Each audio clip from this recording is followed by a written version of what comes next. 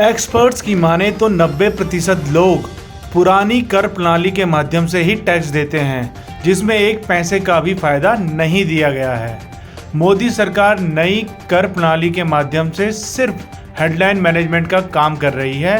यह उस रास्ते में सड़क बनाने जैसा है जहां कोई भी नहीं जाता है। आइए जानते हैं प्रोफेसर गौरव बल्लभ से कि 2023-24 के इस नए बजट से क्या फायदा है आम जन को या क्या नुकसान है। आइए।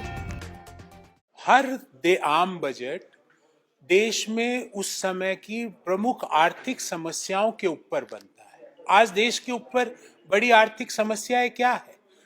भयंकर बढ़ती बेरोजगारी, भयंकर और निरंतर बढ़ती महंगाई और भयंकर और निरंतर बढ़ती आर्थिक असमानता।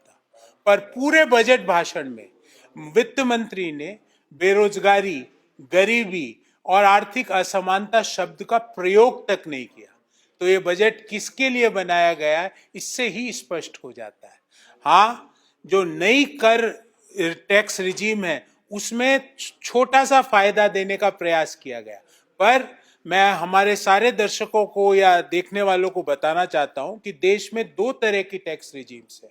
एक ओल्ड टैक्स रिजीम है, एक न्यू टैक्स रिजीम है। न्यू टैक्स रिजीम के अंतर्गत अगर कोई करदाता कर देता है तो उसको किसी भी तरह का एग्जम्पशन नहीं मिलता है। ओल्ड टैक्स रिजीम के तहत अगर कोई करदाता कर देता है तो उसको पीपीएफ का, एनएससीज का, एलआईसी प्रीमियम का, इनका कर में फायदा मिलता है।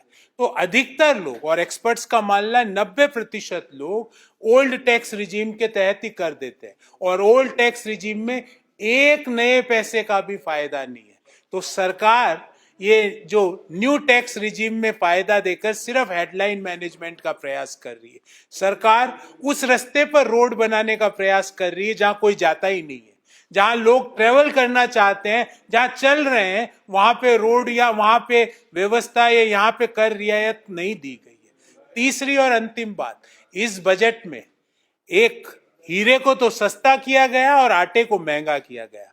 और जो देश के सामने प्रमुख समस्याएं थी, क्योंकि आर्थिक सर्वे में भी कहा गया कि मौजूदा वित्तीय वर्ष में आर्थिक मंदी आने की संभावना है, उस आर्थिक मंदी से देश कैसे निपटेगा, इस बजट में उसका भी कोई ब्लूप्रिंट नहीं है। तो मैं यही कहूंगा, इस बजट से देश के अधिकांश लोगों को सिर्फ एक ही चीज हाथ लगी है, जिसे कहते हैं भयंकर निराशा।